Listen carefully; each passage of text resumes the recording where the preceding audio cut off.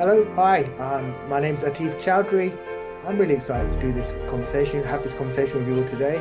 This is the 8th Neurodiversity Pride around the world, and I'm very much going to be speaking to you from my heart and from a global position. And I hope to take you all on a bit of a journey that makes neurodiversity relevant, not just because of those who established or understood diagnosis and built pride through that, but also from those who will not have a diagnosis, may not feel safe to have one, may not even afford it, but want to feel that same sense of pride too, to see themselves and their realities included in the story. So this is Jet Willie, and I want to thank you all for joining me in this space, and keep your hearts open for the conversation we're about to have.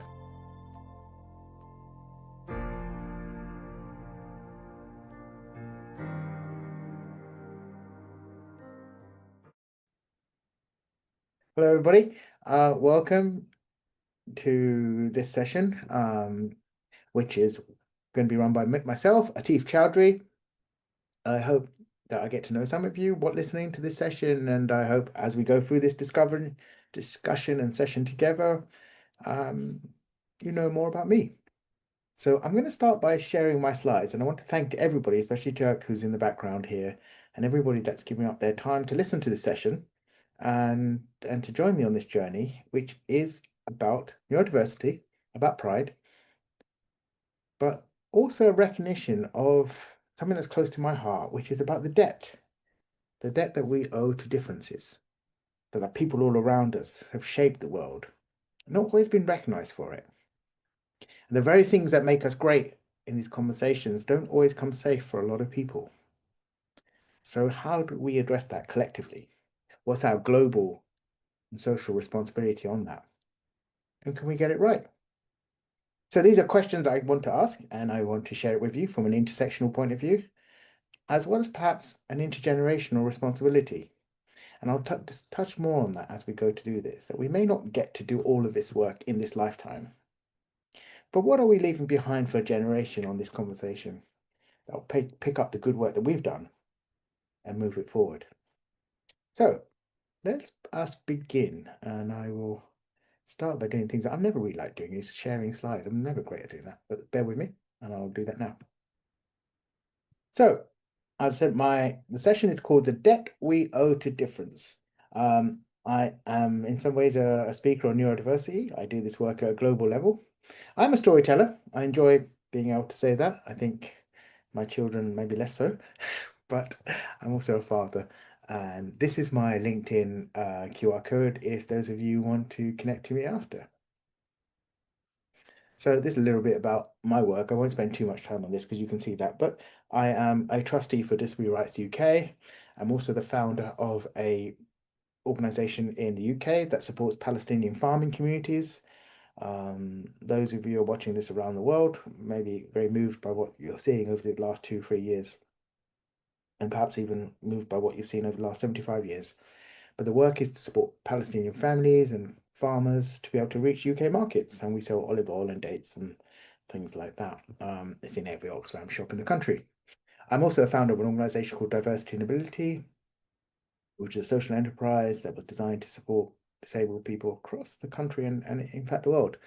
I get to advise folks like the UN on the World Food Programme, as well as the World Health Organization on their rapid assistive technologies.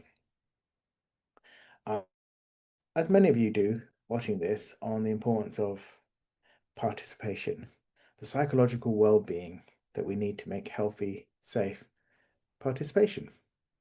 I speak from my own lived experiences as somebody who grew up starting part of my life in social care, but also dyslexic and ADHD, and a person, I guess, navigating the world through at times a racialized experience. Well, always a racialized experience, but at times it's a barrier and at times it's not. And that is a question for this work, isn't it? I like to think that we are all neurodiverse, but we're not all marginalized because of it. And perhaps that's the work to do. That isn't just about those of us who share experiences through the labels that we have, but sometimes it's those of us who share experiences through the labels that we're afraid to wear. And there's a lot about this that we're going to unpack as we do this conversation. So as you can tell, or I hope you can tell, my mission is to make neurodiversity a global conversation. That includes the safety of all of us. All too often we look at neurodiversity through the lenses of Western-centric ideas of this is what neurodiversity is, and this is the labels, and this is the way we measure it, and this is the diagnosis that we've created. But I promise you that for a lot of folks in the global south and the global majority, these labels are not represented well. They are not modeled on these communities or even these shared realities, and that we are not nuanced. People of color make up 82% of the population of the world. So when we speak of neurodiversity, we must speak of people who can share their stories, their realities. And if we don't do that, how can it be relevant? How can we build a global conversation if all we've ever chosen to do or thought to do is model it on Western-centric ideas? It's not that we're just missing a reality, but there's also a lack of solidarity, even a lack of curiosity. So we can change that. And Neurodiversity Pride, if it's anything, it's an attempt to change that. So I hope you buckle up and join me on this conversation and really do think about the way we might have all fought hard to get our labels, how much that's exhausted us at times, and what courage it takes to even share it among strangers. But also to think about those who will not ever share such labels and yet will wear an impact of learning isolation, dyslexia that they're afraid to get a diagnosis for, ADHD that they're afraid to tell their family about. What does it mean when we talk about neurodiversity if we're struggling to show that curiosity or solidarity from a global majority? So this is important stuff, and I think I won't spend too much time on it. I know it's important, but I also think that many of you are exposed to these conversations regularly. That often we think about it as a wider talent pool, productivity, retention, innovation, creativity. These are really positive things. And often in the workplace, we talk about these things because they are needed. But I have a provocation, which is, how do we get these things right if we're just mining neurodiversity in terms of productivity? Surely there's more to it than productivity or creativity. It's about the psychological well-being of people, just to be human in a human-centric world, to feel safe in it. And surely if just doing that was our goal, we would have something quite powerful. Just to say, this isn't about retention in the workplace or even higher revenue. It's just about the collective liberation of human beings and their ability to show up differently because they always have, but they just have found a place where they don't have to mask it. And if that masking or unmasking is dependent on a license, a diagnosis, then perhaps we're not in the most liberating space as we think we are. I will really implore people to ask me questions on this and contact me on LinkedIn and really ask me what it's brought for them. If it is something they want to challenge, then please do so. I enjoy those. But it's also how much it might have moved their understanding of neurodiversity and the realities that make us proud about it. So here's a quote from me. Diversity is about counting people, because often we can just say we have lots of women here, or we have lots of people of color here, or we have lots of neurodivergent people here. And so diversity can be about counting people. But unless we ask and say which women are here, what are the class realities of the people who share a diagnosis on, say, ADHD or autism? What are the class realities of people who may never know how to access a diagnosis or afford it? So we have to ask those questions, because if we don't, we will be falling under illusion. Because diversity is about counting people if we're not careful. But inclusion is about insisting people count. And to know that, we've got to move beyond a label. So I've put this slide in. I know that some of you are perhaps quite getting more used to the conversations on intersectionality. But if you're not, then this is an example of that we show up in many different ways in ethnicity, religion, class, disablement, sexuality, gender. These are the many different ways in which we show up as people. The term was coined in 1988 by a lady called Kimberly Cranshaw in her research work around access to the law and the intersections in which justice isn't served to some people not because they're not deserving, but because there are barriers and profound realities that make that justice harder to be seen or served. Think about neurodiversity. Who are we talking about? Is it just people who have labels? When we talk about neurodivergence, am I someone who found out when I was 33, officially, but knew in my heart when I was 13? Am I neurotypical until one day I'm not? Was I always just neurotypical until the age of 33? We must consider how we use this language to understand the pride that belongs in neurodiversity and the richness in which it comes in. So I kind of like this part of it, which is the cognitive diversity, the inclusion of varied ways of people think within a group stemming from different practices, knowledges, frameworks. We all get to show up. If we're welcomed, we all get to show up in these experiences, but not all of us are. And I promise you, and I think this may chime with a lot of people of color watching this, that sometimes as a neurodiverse person or a neurodivergent person, we are masking within a masking. That sometimes we're having to conform to an understanding of neurodiversity that Western-centric rulemaking has made for us. And when we don't stick into those, then we're not sure where our model is. This really does impact in sense of belonging for migrants, communities of color, and global voices who, again, don't see themselves represented. I think for so many women, they will be able to understand this, that the lack of modeling on ADHD for women had a huge consequence. The same applies to how we model this in terms of trans identities and social realities. We're still at the early stages of this. But because we can show solidarity to so many communities who are trying to tell their stories of neurodiverse pride. But for us to hear it, we're going to have to be a lot more curious than I think we currently are. So, of course, I know that many of you have seen these slides of umbrella terms of dyspraxia and dyslexia and ADHD and sensory processing and autism. And so I've put this slide in deliberately because people say, what is neurodiversity? And I often see slides like this being used.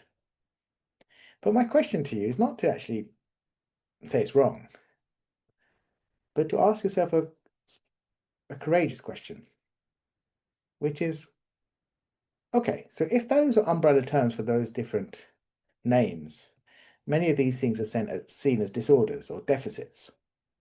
Perhaps it's not serving us. Perhaps it's not strengthening our participation. Perhaps it's not actually that relevant. Because if it doesn't tell us what is the impact on a person's life, if you're autistic or diagnosed with autism or dyslexic or faced by barriers that can be created by dyslexia or a world not being excited by dyslexic thinking or reasoning historically, then this doesn't really tell us what neurodiversity is. It just tells us the names that some people have given for conditions that they've perhaps made an industry or a name for. I know that's controversial, but what I'm asking is, how are we to understand neurodiversity if we're not looking at the impact of learning isolation or neurodiversity or in someone's life? So having a name gets us maybe somewhere, but if that name has been liberating in people's lives, then wonderful. I can relate to that. But I'm asking is, are these labels helping us liberate ourselves? And if so, then wonderful. But if they're leaving people behind, because these labels were not designed well for so many communities and people, then what do we choose to do about that? So is neurodiversity an umbrella term for many things? Or are we going to grow and mature our conversation around this in a stronger way? So I want to play with this on the same conversation because here are a bunch of folks who may not have considered themselves neurodiverse or neurodivergent. They might do, but I suspect they didn't. The question is, did they matter? Well, everybody matters, but did they change the world? I think they did, and for a number of reasons, I've included them in this conversation. So for the audience, I'm probably going to use the audience if I can to help you participate. And I will point to some things and ask you to think in yourselves or with your friends. We'll play a little game and feel free to shout out or use the chat or when you're watching this from a distance after this recording, you can just say it out loud in your own mind. I'm going to point, and what I really want to do is go in the time machine and ask us a question. Where would we be without the experiences and the realities of some of the folks that we owe a debt to? We owe a debt to people's differences, but when we use disorder or deficit narratives, historically or even currently, we don't see that debt. We don't see our obligation to those folks. Now, sometimes we might say we do in our own neurodiversity community, but I will challenge you to ask yourselves, who's in that community? And what are the terms in which you are brought into it? Is it through a diagnosis? Are you allowed to express yourself in this way without wearing such a label? Are you seen as neurotypical when really, I don't think any human being can truly be neurotypical. Perhaps systems can be.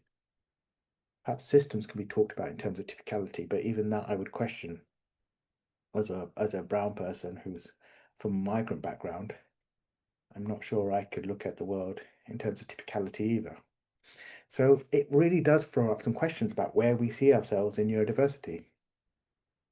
And I suppose I'm going to take the courage to bring us through this presentation and also ask you the questions. Challenge me if I'm wrong on this. But if I say again that we are all neurodiverse, it'd be a shame if we weren't. But we're all neurodiverse, but we're not all marginalized because of it. And again, that's the good work to do. Who is marginalized from it? And what do we choose to do about that? So starting on, I'm going to move us to a slide of the lady that's on my left-hand side and right in the corner. I would really like our audience to tell me if they know who that person is. Feel free to use the chat or shout out loud or talk to your friends and say, who is this picture and why does she matter? And why did Atif put her here? So any guesses? That's right. So some of you might have got that right. Her name is Harriet Tubman.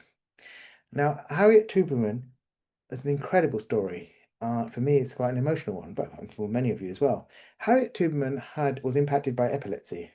She was a slave, and she was hit over the head by a slave owner for stopping an abuse to another slave. In all of this space, Harriet's life was completely changed through the epilepsy. She would have visions, what she would call her dreams. Martin Luther King, in his famous speech at Montgomery, to say, I have a dream, was referring to Harriet's dream, as well as his own dream. Harriet had visions, and in her visions, she went back and created a railway system. As a freed slave or an escaped slave, she went back into the South, where she could be recaptured. And she did that hundreds of times to free other runaway slaves. She created a famous railroad system. If Harriet didn't have her visions, what stories we would have missed, what realities. So we all owe a debt to Harriet Tubman and her vision and her collective liberation of so many people, not just people of color, but the world we live in that can liberate so many others, including ourselves. So I'm going to move to another slide here, which is very topical, I'm sure. It's Swedish, and I'm guessing some of you might know who that sign belongs to.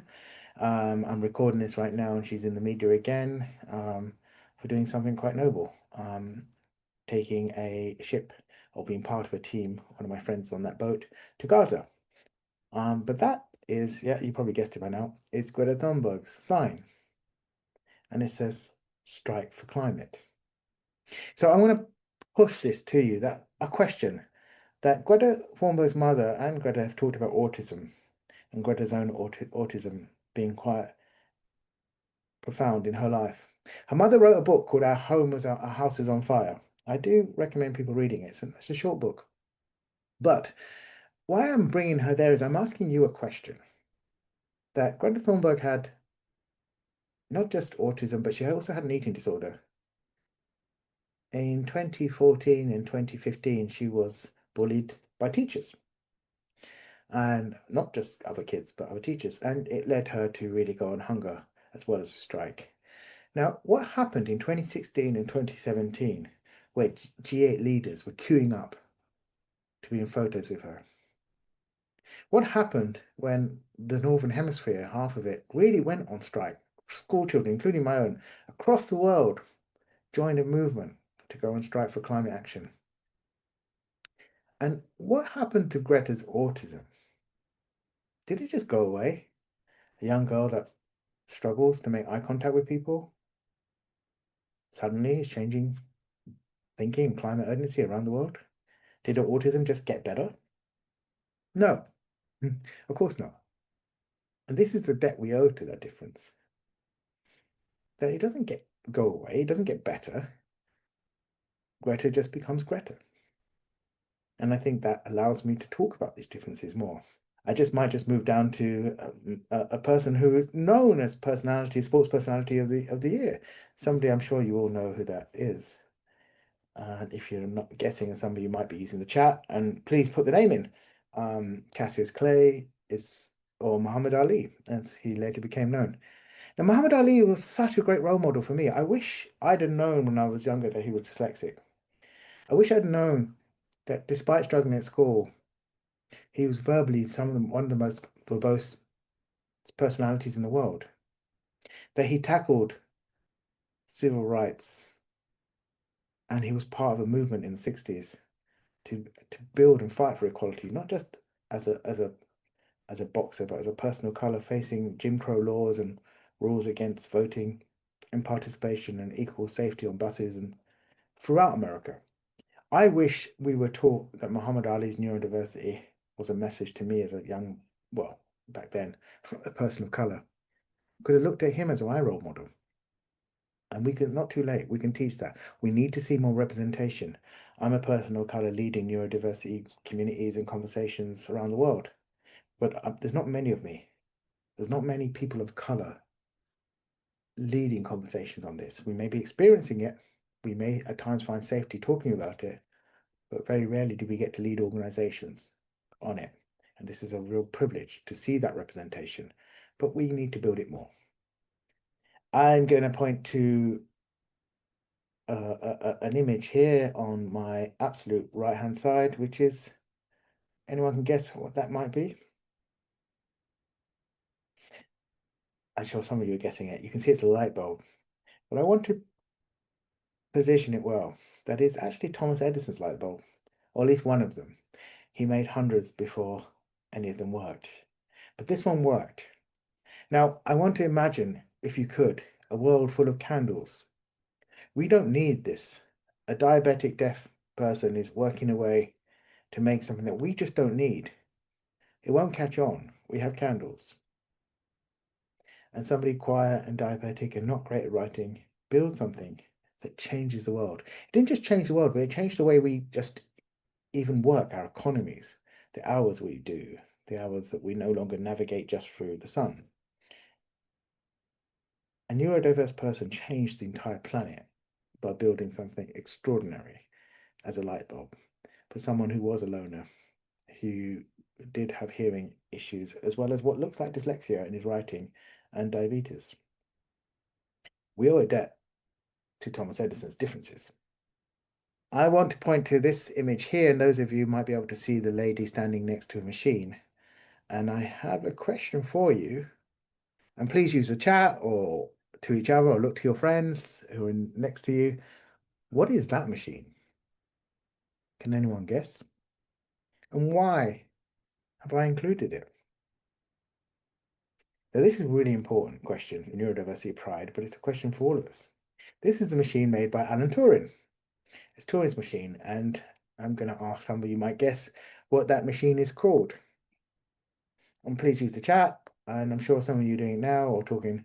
And I'm guessing some of you have called it Enigma. But it's not called Enigma. Alan Turing built a machine and he named it after the first person he loved when he was younger, called Christopher. Alan Turing was autistic and gay, and we owe a debt to Alan Turing's differences.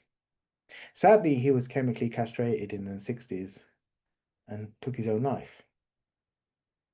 The course of World War II changed because of an autistic gay man that was prepared to be different. A person who wasn't easy to perhaps work with in the workplace, perhaps didn't get to go to lunches with people, but changed something that we all desperately needed to see happen. Just like Greta Thunberg, just like Muhammad Ali, Thomas Edison, and Harriet Tubman, they are all people who just didn't fit in. In fact, at times they couldn't help but not fit in. And when the media may have given them bad names, demonized them, and yet we are all better in this world because of their experiences. I owe a debt to Alan Turing, and I wish he got to see the wonder of the world that he helped make safe. So I want to ask you a question of how that power works. Here's a question I have. A talent in their own right? Are people talents in their own rights? Or is it the connections we have to our lack of or our social equity? Who are the circles we move in? What are the people stories that get to tell them? What are the social economics of our realities that stop us from telling a story about neurodiversity versus one that makes us safe to do it? Big questions, huh? I wonder those of you watching know who that man is. And if you're wondering who he is, that's interesting. But I'm going to point to, and I will tell you who he is in a moment. But I want to ask if people can use the chat or as you're watching this online, who do you think he is? And perhaps you might know his wife. Maybe not. That's right. You probably worked that out by now. His wife is Frida Kahlo. And the picture of the man is a man named Diego Rivera. Diego Rivera is famous for his murals all around the world. And yet I can show a picture of him, and today many people don't know who he is. But if you show a picture of Frida Kahlo, people know. Yet look at this article written in the 1930s. Wife of master mural painter, gleefully dabbles in works of art. It's incredible, huh? And this article was written in the 1930s actually by another woman. But Frida Kahlo was not recognized the way that Diego Rivera was. But do you know that Frida Kahlo had epilepsy? That she was in such a, her wish was to become a doctor. And she would have been a good one. But she was in a horrific car accident. And the epilepsy prevented her also before that from being a doctor. She wasn't allowed to be. So her work, and if you look at her work, how she demonstrates it, shows so much about how she looks at body and composition and work. And she is just an incredible artist that we all need to know about. So these are questions that we have to ask, and I am asking it of you now. That neurodiversity should be about celebrating diversity. It does not need to think about anti-racism, the context of power, those who have it and those who don't.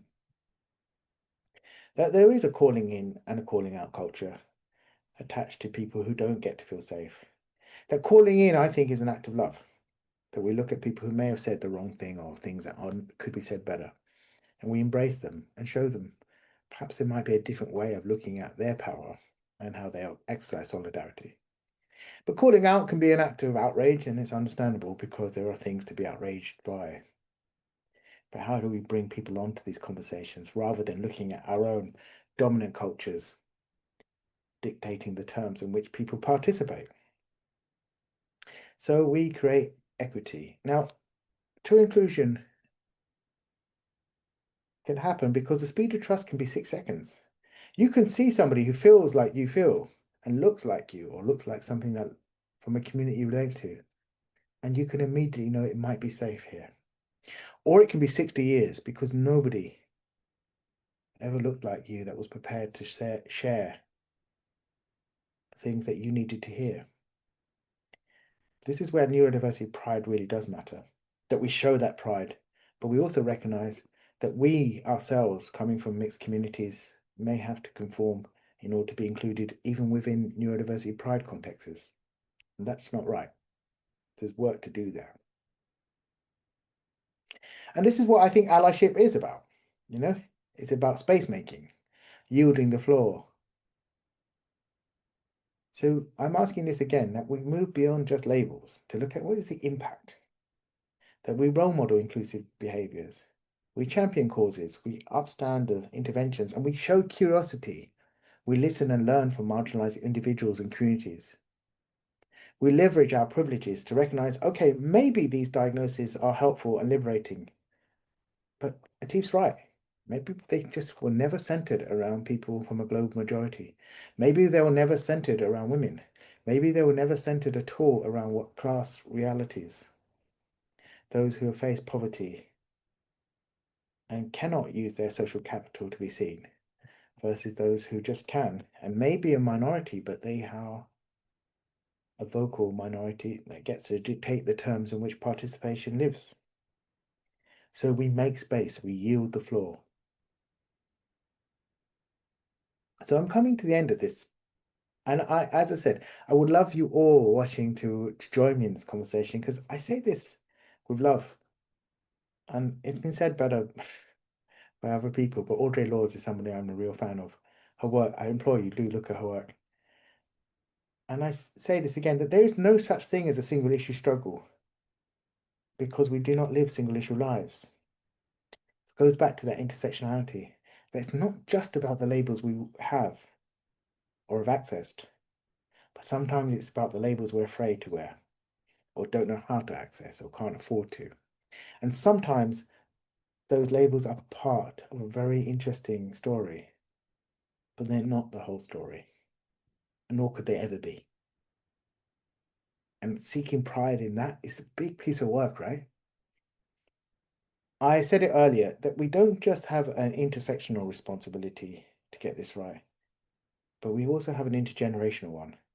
That we hold this space with love, that we invite people's realities and storytelling and sharing into that space. We learn from it through curiosity, and we create space for the next generation after us to do better with it.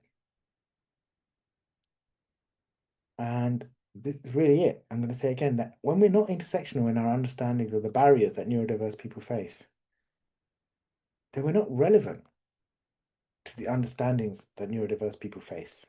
How can we be? Because we all show up with such love and such richness and such social realities that it all has to become a part of the conversations we need to have. So this is really it for me. I want to thank everyone for listening today, giving this time. I really want to thank Jerk, who's in the background, and all of you that have come into this space and reach out to me. I'm on LinkedIn. There it is. There's my QR code. Take care, everybody. Bye-bye.